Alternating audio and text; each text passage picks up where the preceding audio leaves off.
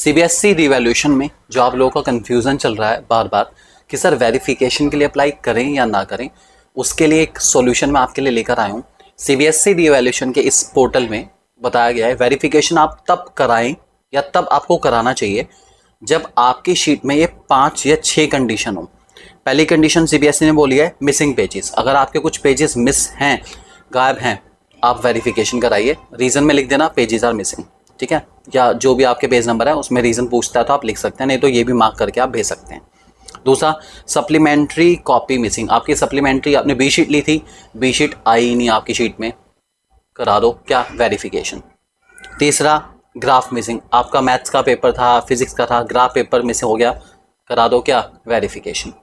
चौथा, map, geography, कोई भी सब्जेक्ट, हिस्ट्री वगैरह, इनमें अगर आपका मैप मिसिंग है, करा दो क्या verification. Blur scanned answer sheet.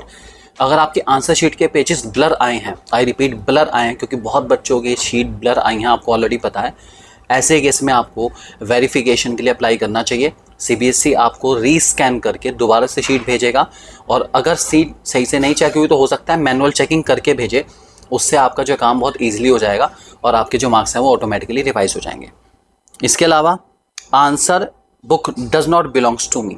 मतलब मान लीजिए आपने आंसर शीट जो लिखी थी वो आपकी है ही नहीं। कुछ केसेस ऐसे आए हैं, आपने देखा होगा, सुना होगा इसके बारे में, कि बच्चा कह रहा है कि मेरी आंसर शीट है ही नहीं। ऐसे केस में आप क्या कराएंगे, आपको कराना पड़ेगा वेरिफिकेशन। और लास्ट हमारा इवैल्यूएटिवली रॉन्ग सेट। ये भी एक बहुत कॉमन सी चीज़ है। आपने कभी कभार कुछ ऐसे बच्चे जो सेट नंबर मेंशन नहीं करते पेपर में, हो जाती है गलती, बहुत बड़ी बात नहीं, तो उनका जो सेट है वो किसी और या जैसा टीचर एस्टिमेट करता है उस हिसाब से लिख देता है या उस हिसाब से जज कर लेता है। ऐसे बच्चे वेरिफिकेशन कराएं, मेंशन कराएं कि आपका सेट नंबर कौन सा है, ठीक है, और उसके हिसाब से शीट दोबारा चेक होगी और आप तक पहुंचेगी। इन सब चीज़ों को आप ध्यान रख के चलें। ये वेरिफिकेशन की हमारी 5-6 कंडीशन है। अगर आप वेरिफिकेशन के लिए अप्लाई कर रहे हैं तो आप इन कंडीशन का ध्यान रख के चलें, ठीक है। बाकी अगर आप क्वेश्चन चैलेंज कराना चाहते हैं, आपको लगता है कि जो क्वेश्चंस आपके हैं वो सही से चेक नहीं हुए, उनमें आपको प्रॉपर मार्क्स नहीं मिला, जितना मार्क्स मिलना चाहिए था नहीं मिला, ऐसे केस में आपको रिवैल्यूएशन करना पड़ेगा।